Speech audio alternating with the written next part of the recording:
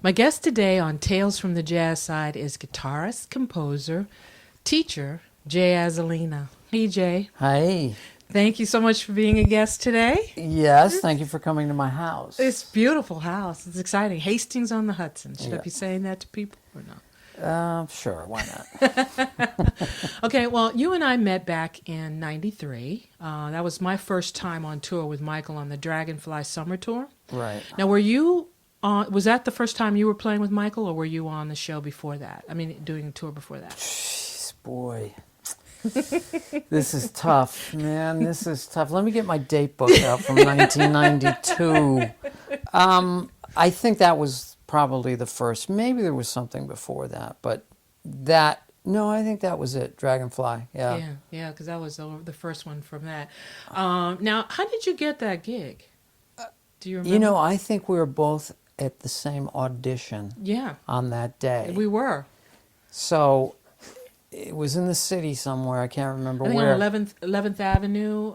That's when I first met you. Yes. So we had to audition.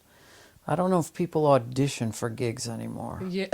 Well, apparently, according to Charles, he was on our last month's episode. He said that I was kind of pretty much picked out by that time, but they just had me there for some reason. I don't know why they had me there. Well, Charles recommended me for the audition. Okay. So that was the connection. Okay.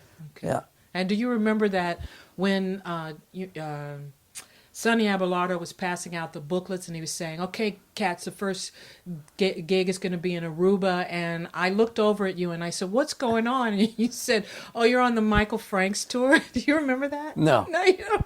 Of course, because you have to get your date book out just to remember. Are you kidding? I mean, somebody came up to me recently and asked me something from that period from the 90s, and I just looked like, what?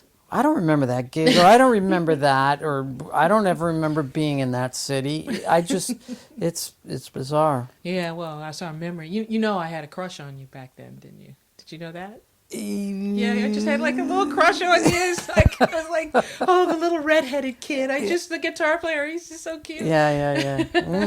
Okay. All right, well, now you know. Yeah. This is Thank God we're doing this interview.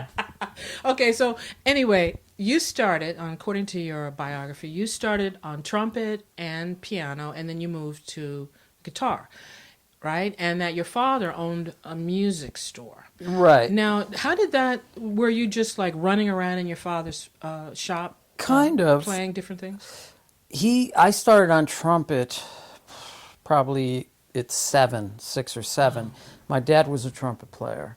Okay. And, and he had this business, and he had a pretty big store, and, this was in the 60s and 70s, and everybody was buying guitars and drums. Okay. I mean, it was just thriving. Mm-hmm. So I would go down there after school and work, and then I started teaching. I was taking lessons from guitar teachers in the store. Okay. And then it was great because every guitar that was popular he would sell, and he would say, "Yeah, what do you think of that guitar?" And I'd say, "Well, I'd like to take it home and try it." He said, "Go ahead." So I got to take home everything. Okay. So and I can't tell you how many guitars I took and never returned. And ended up selling. Oh, really? Oh, yeah. I'm one of those guys that, sell something to buy something else. Wow. So do you remember what you were bought when you would sell those? Or it was just other guitars? Other guitars. Okay. And, I regret it because there's so many guitars that I wish I had that I hadn't let go. Oh, and they were like old classic ones?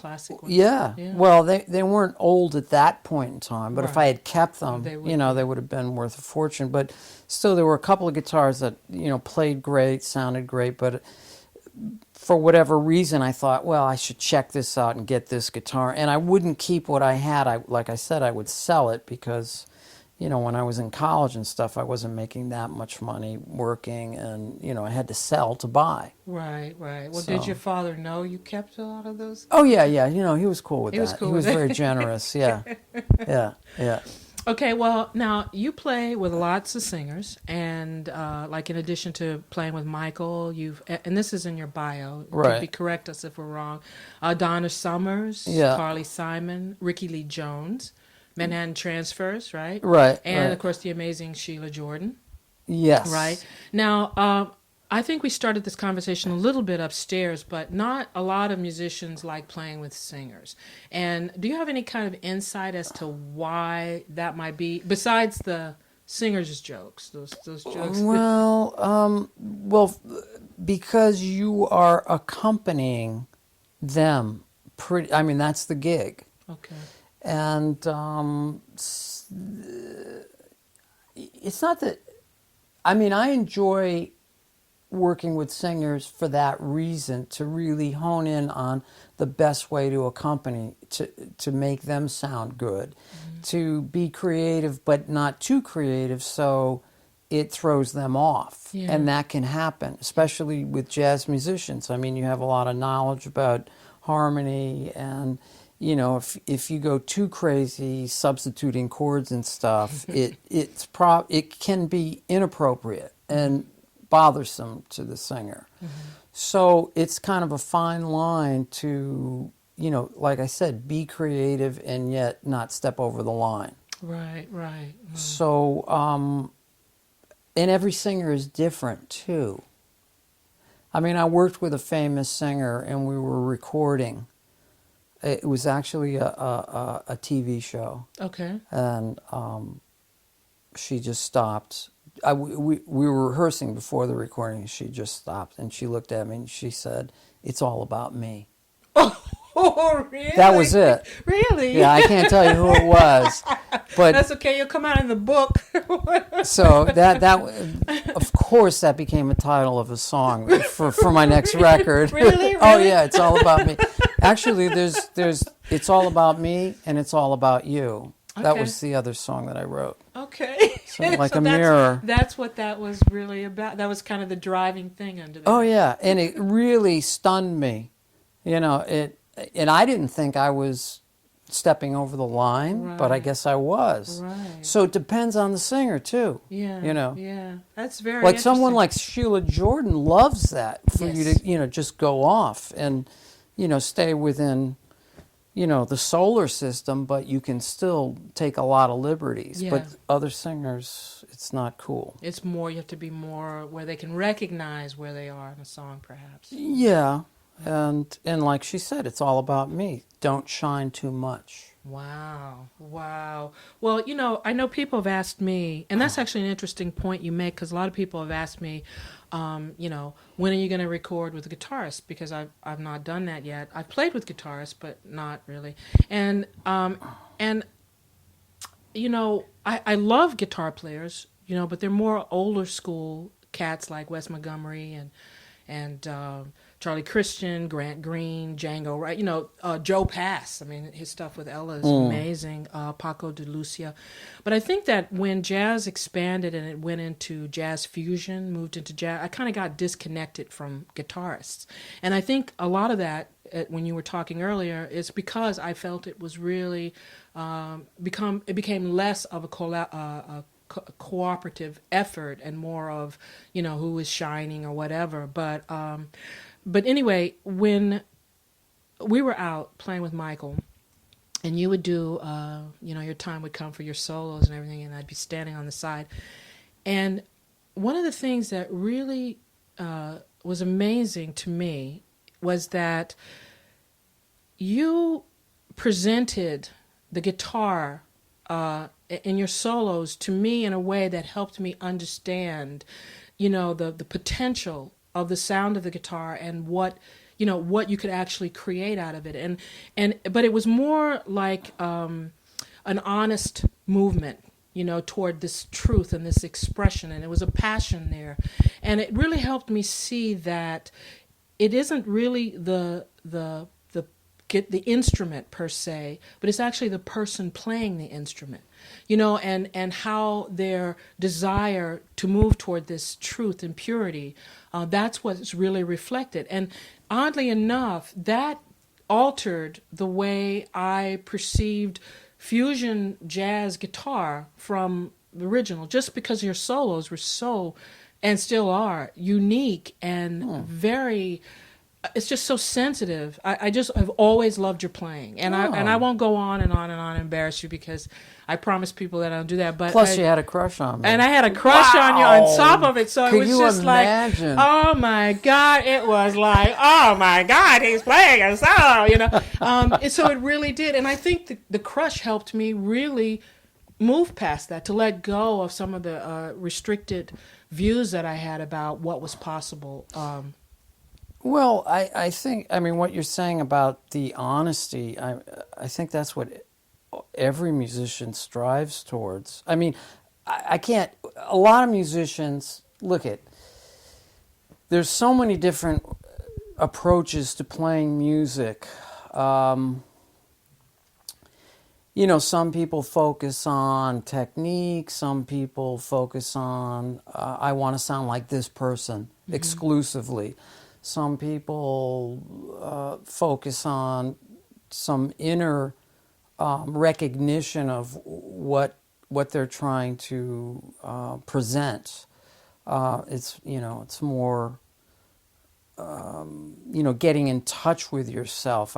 So I think all musicians are different, and then there are combinations of all those things. Okay. So.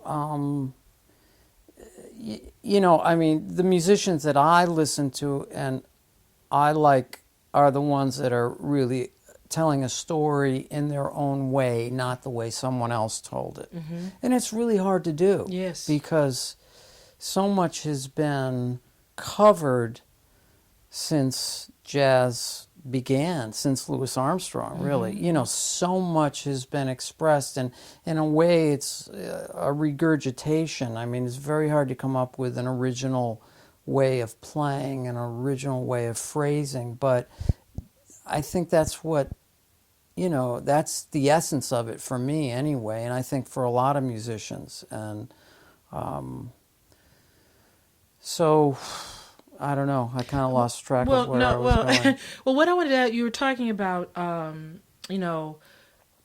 do you think that having played the trumpet influenced the way you phrase in playing the Absolutely. guitar? Because Absolutely. it is very different than traditionally sometimes people will listen to another guitarist and then they just kind of phrase along that line, but...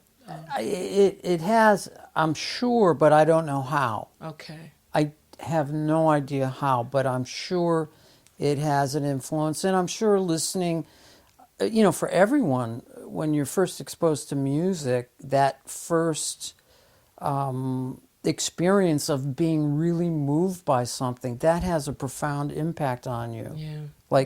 The very first time. Yeah.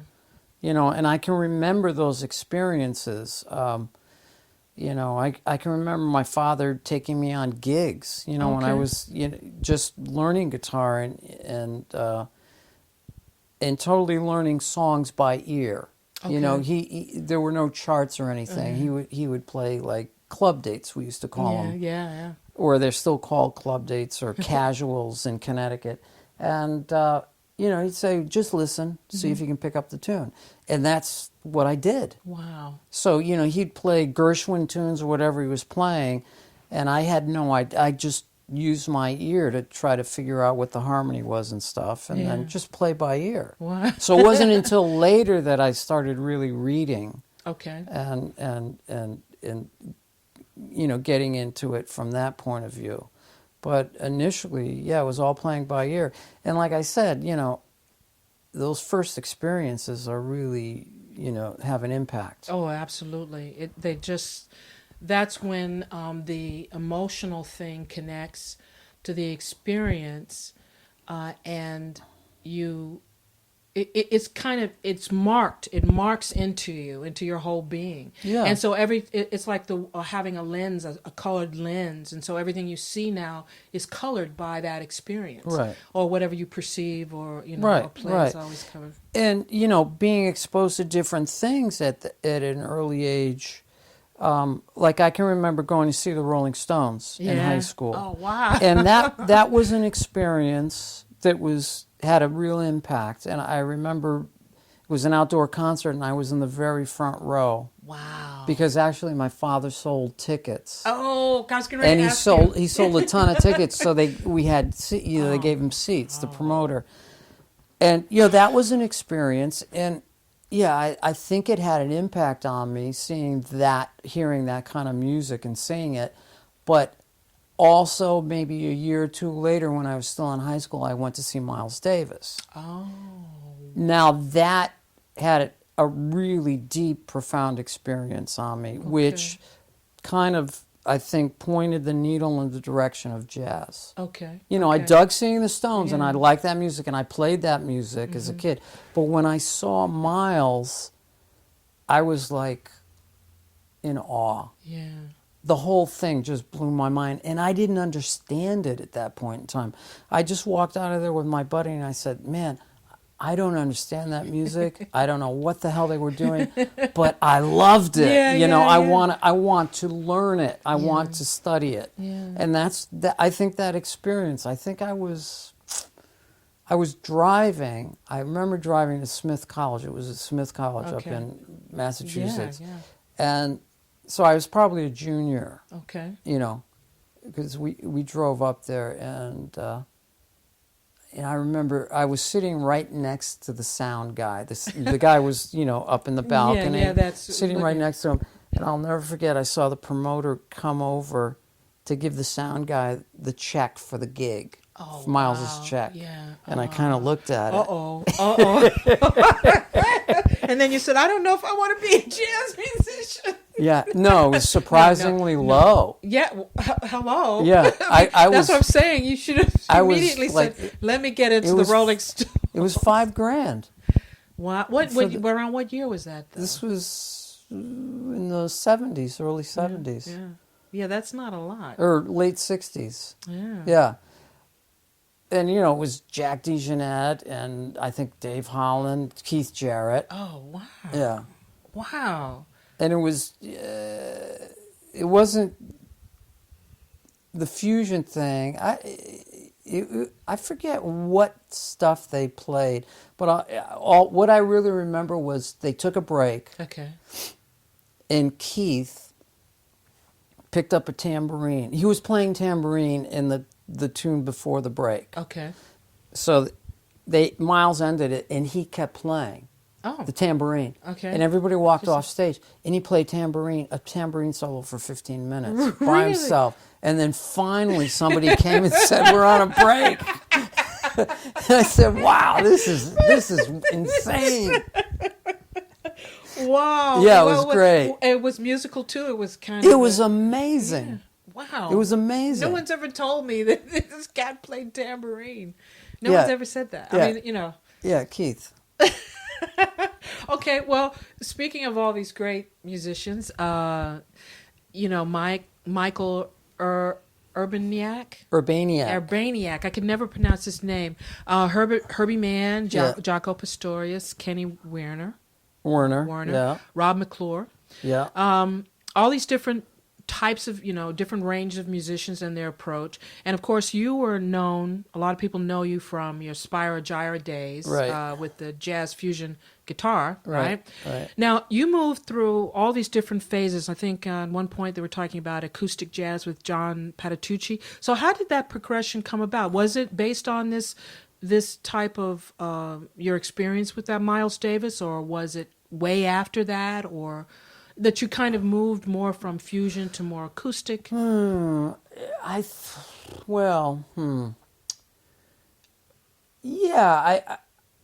think the older I got, the more I started exploring more traditional jazz. Okay. I didn't really start listening to Wes Montgomery till I was much older.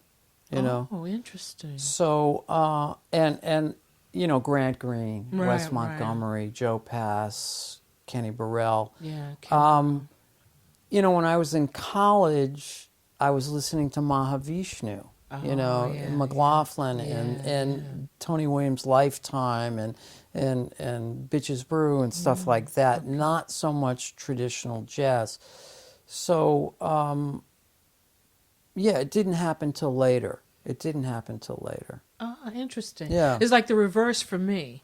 Right. Yeah, because I started with that, and then now I'm okay. So now, in recording your own CDs, okay, of original compositions, do you write thematically, like say I have a concept and I'm focusing on guitar and bass, or I want this around like a suite of songs, or are they just random over a period of time that you put them together? Because you mentioned earlier being inspired by the singer telling you that it's all about me, and then you did the mirror song. Right. I guess my motivation is if there's a deadline. Like if, let's say, for instance, I just did a record in January, and I knew I had to write. Okay. I knew I had to write. It's a collaboration. It's everybody wrote 2 or 3 tunes. Okay. And so I knew I had to, produce something. So I'll just sit down and whatever comes. So, I mean, I have a routine that basically I need a melody of 1 or 2 bars, and then that's it. Okay. Or a bass line. Okay. Like this one tune came out of a bass line with no melody, but it had this bass line that's like a 8-bar bass line that repeats in one section, then it goes to a totally different place. So I just need 1 or 2 bars of something to kick it off. Oh, interesting. Yeah. I don't think long term, like I want this tune to, be 32 bars and have this section and this, it's really, it starts with a little germ and then that germ expands. Okay. Yeah. And I try to use, that information from those 2 bars over and over, kind of manipulate it around. And it's interesting because after it's done, to go back and look at it, you see, wow, like unconsciously I did this, or this happened and that happened. And that's what's really fun about writing. Okay. Kind of like analyzing it after the fact rather than analyze it during it. Yeah, which is, I think it makes the difference between how organic it is. Like I was talking to Travis the other day about musicians. You can learn your instrument inside and out. You can perfect that instrument, know everything about every note and how to play every note. But if you don't let it go, if you don't at the moment be in the moment and then just release all that's there, it loses its freshness because you can hear the patterns. When people are focused on the patterns of things, and sometimes when some of the greatest recordings were just right then and there. Cats went in and they just threw it down and that was it. And then there are some recordings that, of course, are done over and over and people go back. And for me, I always can sense and feel that when I'm listening to that kind of, it's they're trying to get something right as opposed to just having this organic, this total flow of, okay, this is it. This is what I'm saying, and it's a done deal. Right, and sometimes it's hard because there'll be imperfections in that. Yes. Yes. And nowadays it's so easy to fix things. Oh, please. So it's sometimes hard to let go of that. But sometimes you have to fix things. I mean, you just can't let them go. Really? Now, you have to. Do you play with everybody live and then do the one recording, or do you come back in and do pieces? Well, it's interesting. Yeah, we did 2 days live and with isolation so that things could be fixed. I mean, that's generally how things are done. Yeah.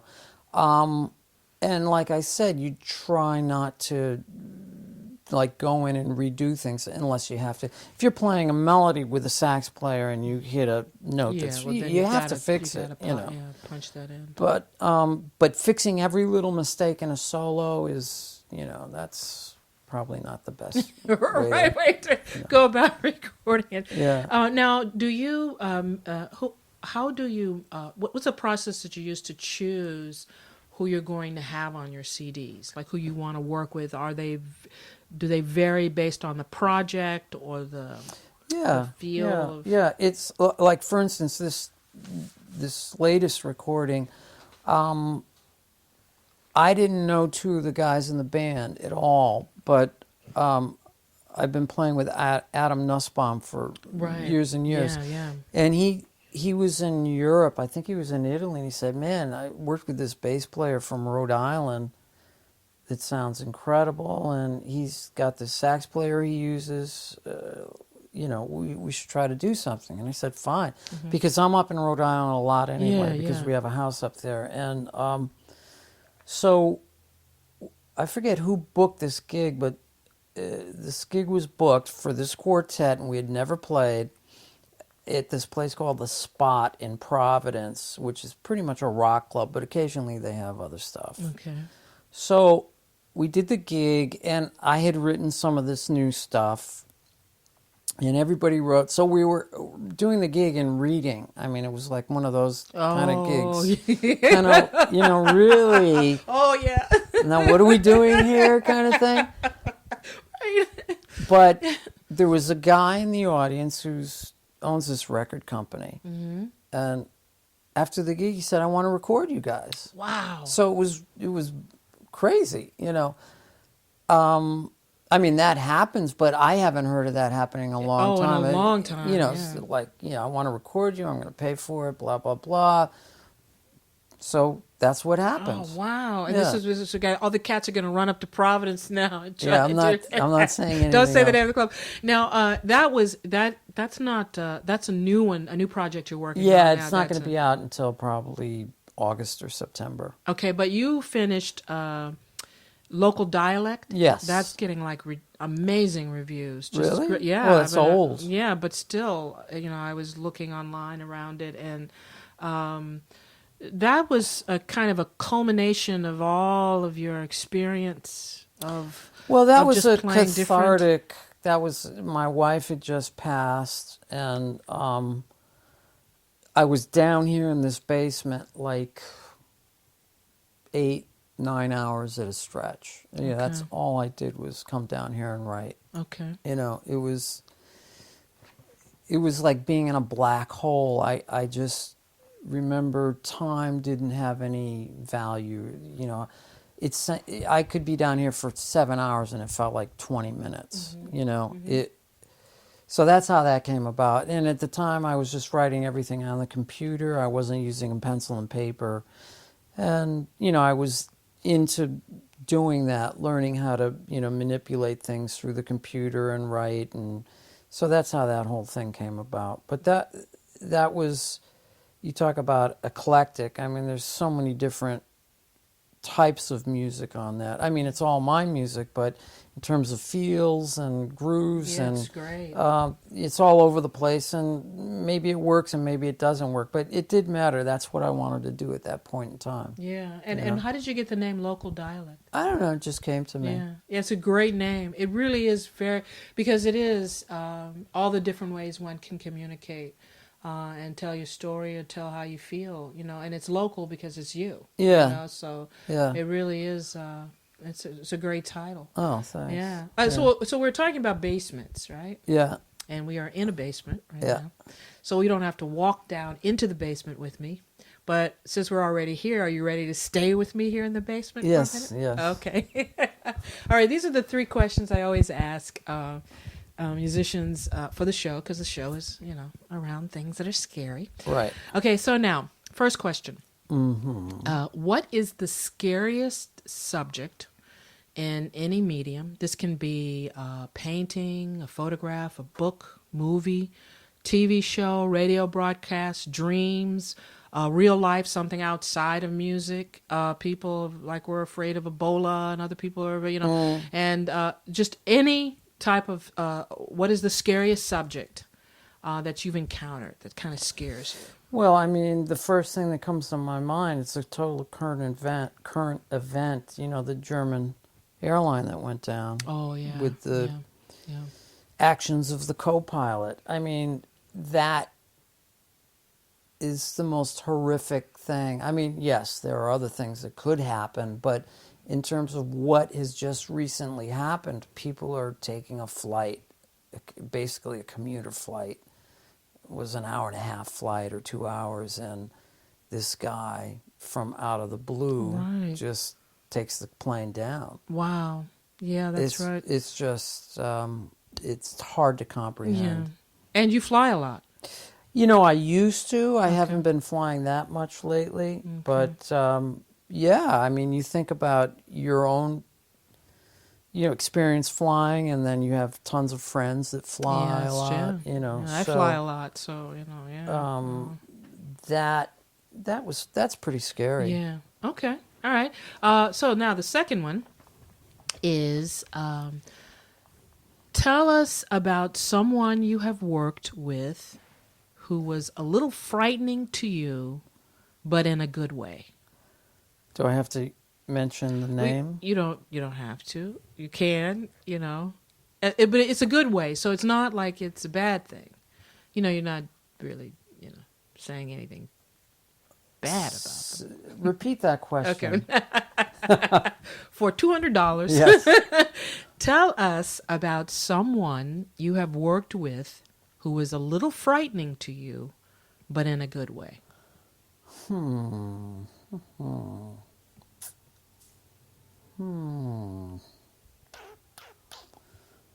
Boy. This is why I send the sheets out. Well, I guess when you work with someone that you really revere,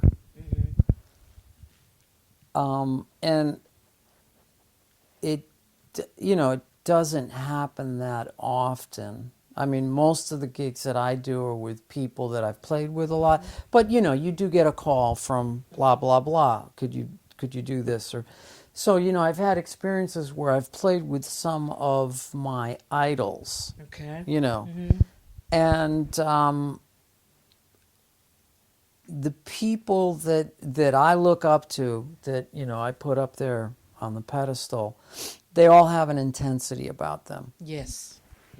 When they're on the bandstand, even sometimes when they're off the bandstand, but I find that varies. Okay.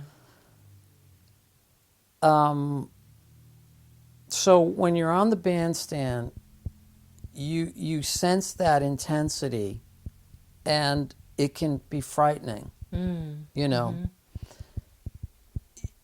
So you have to learn how to deal with that, so that it doesn't overwhelm you. Okay. So that it affects what you're going to do. You don't want that to happen. Right.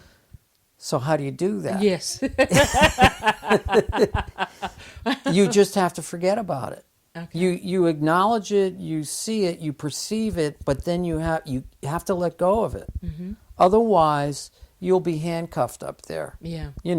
When you're trying to play and have an element of fear, the creative highway closes down. Yeah. It just shuts down. It goes to one lane. Because then it becomes more of a physical thing, because you may tense up or whatever. So just the physicality of playing changes if you're tensing. Yeah. So it's terrible. Wow. It's terrible. Yeah. So you just somehow have to forget about it and deflect it. Yeah, and were you able to do that? Well, that's debatable.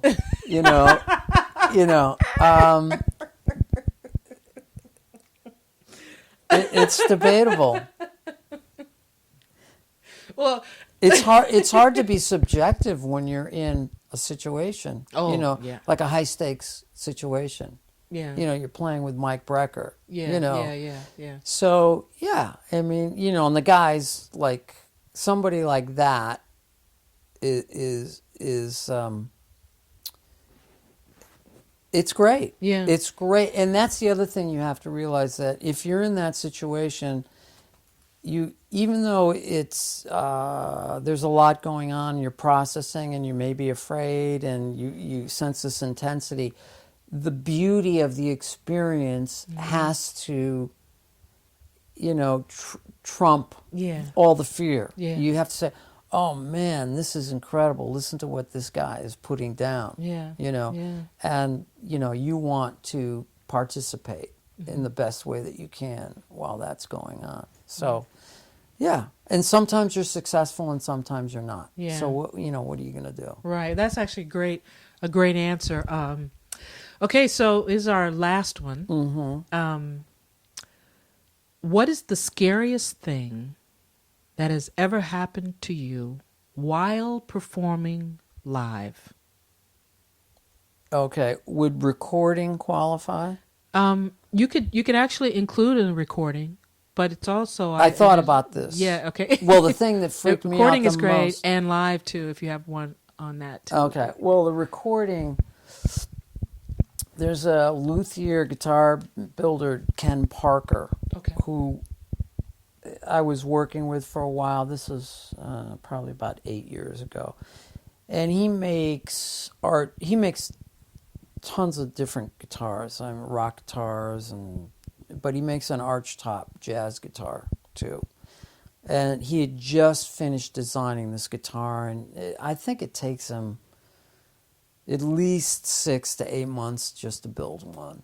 Wow. And they're very expensive. At that point in time, they were like 30 grand. And they're called arch tops? Archtop is a style of jazz guitar. It's hollow inside. Okay. It's the tradition, like a Wes Montgomery. Okay, yeah, that would be an okay. archtop. Okay. But he totally changed the design. It was very unique. I can't even begin to describe the way he built it, but it was really unusual and very delicate. Okay. So he lent it to me to do this recording. He lent it to me. I went up there and I said, "Oh man, I'll be really careful with it, man. This, all the time I got 30,000 in the back of my head. Man, I got to be really careful with this. Be sure that case is good. I don't want, yeah, exactly. So I take it out. Mics are all set up, and I'm playing. And I remember it was in the middle of the summer. It was super humid, like a long stretch of humidity. It was terrible. So I'm playing and playing, and I'm playing kind of hard. And I'm thinking, you better not play too hard. This thing is pretty delicate. 30,000, right? 30,000. Right. So all of a sudden, I'm playing, and I hear this bang. I couldn't even tell you the sound.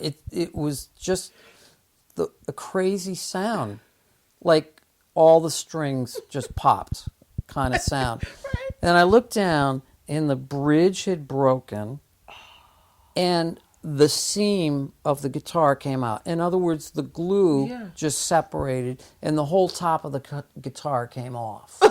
Oh my God, Jay.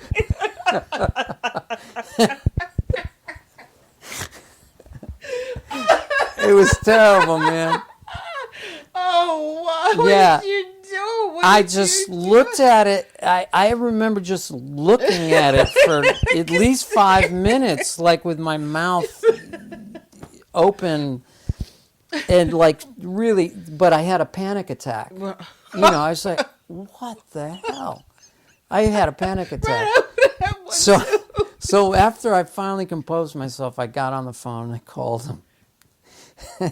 And I told him what happened. Dead silence on the other end. My God. For about 10 seconds. Right. And he said, don't worry about it. He's a nice guy. Oh, okay. Nice guy. Okay, yeah. So I brought it back, and he had to glue it up. Yeah, what did you use something else? You had to use something else instead. Was this recording? This was a recording, right? You were recording with it. Yeah. So you had to pull like. Well, no, I think it ended after that. I just said we're done. Yeah. A lot of ends. So, but I remember bringing it back to him, and he was cool. It was fixable. Yeah. Yeah. Because it's with the glue coming. It wasn't like you snapped the neck of it or no. I think I don't know what he did, but it was already sold. That's the other thing. So yes. he was lending it to me to do some recording. That actually someone else had brought already. Yeah. He was going to ship it off to some gazillionaire somewhere, I think. Yeah. Oh, wow, that's Because great. jazz musicians can't afford that. No way. No, but they want to play on it, though. Yeah, but they exactly. can't. It's true. So that was kind of freakish. Yeah. And so did you have an experience where you were actually like on stage and you are, something happened and it just freaked you out and there wasn't anything you could do about it because you were right there live in front of a bunch of people? Yeah. This happens probably Frequently. often Right. with people, but it was what comes to mind. I was doing a gig with a really great band. I was really fortunate. It was John Patitucci's band, and Billy Hart was playing drums. Oh, yeah. And George Garzone was playing. Yeah. I think we were down in Blues Alley in D.C. And it was a new band, and I think this was a while ago in the 90s, and it was pretty new music. And, George is playing tenor, so he's, for the most part, playing the melodies, on all the tunes. So it was all original stuff and complicated stuff. Mm-hmm. So we're at the gig, and there's no George, right? Okay. John's on the phone. George, Where are you, man? so he finally gets a Start hold of 5 George. minutes. He said, I thought the gig started tomorrow night. Oh. So he's up in Boston. Oh, wow. So it was, all right, now it's trio. Yeah. And you got to play the You. heads. Right. Guitar, Mr. Guitar Man. That's right. Having not really scoped them out because, Yeah. that wasn't what I was doing. Right. So that was kind of scary. Yeah, that definitely is. It's like I always talking about that dream where I work on this music and I learn all the songs, all the lyrics, and it's kind of complicated music, and I learn all of it, and then right before I go on stage, this is my time, my chance to shine in front of hundreds of thousands of people. It's my gig. I'm the headliner, all of it. And somebody comes up to me with all this new music and stuff and gives it to me and say, "Oh, look, all the songs are brand new. This is different. This is all new lyrics." That's the dream. That's a horrible dream I have. And those are the kind of feelings you get when you think about, what could possibly be the worst thing. So now, if you had, in telling young people or young musicians or people starting out as artists and playing jazz or any kind of music, if you could give them some advice about just the industry itself, or you could share something with them, do you have anything you want to? Well, because you've been doing this a long time, and yeah, that that makes me think of when you go into the city to certain clubs and hearing all these young players. Mm-hmm. There used to be a place in Astoria called Blackbirds that would have jazz. It was like an open jam on Sundays. Yeah. And a couple of friends of mine would play there. So I'd go down there and I would play, but it really gave me a chance to hear all these young people, Mm-hmm. Guitar players, sax players, trumpet players. And, Astoria, is so concentrated with musicians. So, and there are, Smalls has the jam session and stuff, but I don't go to that. It's too late, so I don't get to hear a lot of young cats. But that was a place where I heard so many people that really play great, these guys. Yeah. And, I'm just wondering, how do you survive in today's world? Yeah. When I first moved to New York in the early 80s, there was so much work. Yeah. There was still recording work. Mm-hmm. There was club dates. Yeah. There was, if you wanted to do that. And that's what I did, because I had to make some money. So I played, weddings and bar mitzvahs and stuff. But I remember doing 5 gigs a weekend and making some really good money. Yeah. Mm-hmm. But there's not a lot of that. There's not much recording. So I'm thinking to myself, what do these guys do? they're not, I don't think they're focused on that. I think they're so focused on learning music and learning how to play their instrument. Okay. And that's all you can do. Okay. And I mean, if it's in your blood, you have to do it. And you have to put in, as much effort as you can to get as good as you can get and hope for the best. Okay. So, yeah, I think it's tougher now. I think, it's harder to survive. It's harder to pay the rent because there's less opportunity.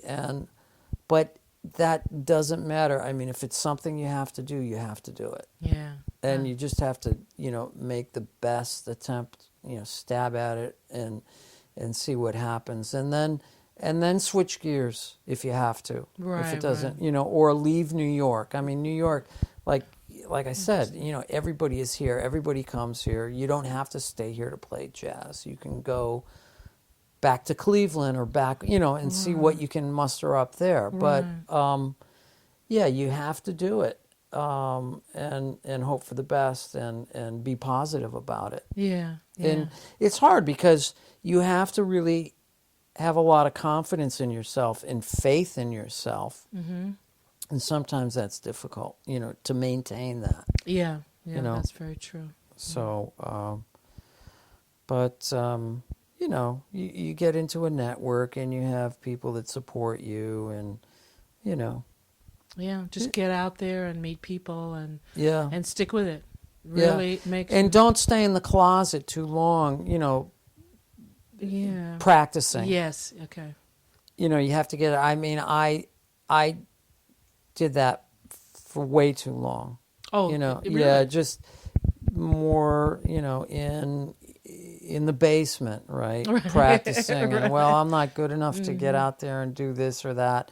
You have to have that experience and get the experience to improve, and just, go to the jam sessions and sit in and fall on your face and learn from that. Yeah. You have to do it rather than, stay home and practice until you think you're good enough to do that. Right. Because you're never going to know until you get out there.